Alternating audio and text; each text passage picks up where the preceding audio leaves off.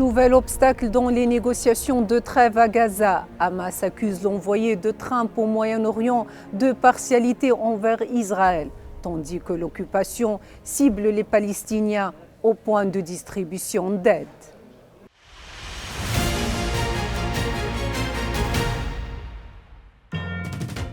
Après l'examen d'une proposition soumise par Steve Witkoff, envoyé américain au Moyen-Orient, concernant l'apaisement de la situation dans la bande de Gaza, le Hamas a réagi à cette proposition et conditions qu'elle contient.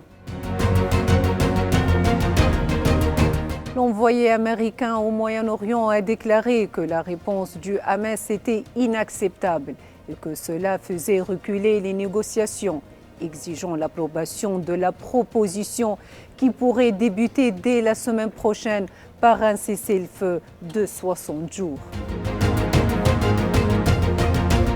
De son côté, Bassem Naïm, un responsable du Hamas, a expliqué que le mouvement n'avait pas rejeté la proposition de cessez-le-feu, mais que la réponse israélienne ne reflétait pas les termes convenus par le groupe, soulignant que la position de l'envoyé américain révélait une nette partialité envers Israël.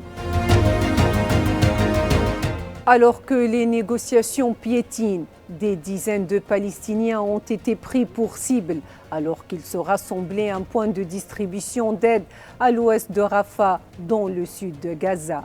Ce point était sous la supervision des forces d'occupation et de personnels américains.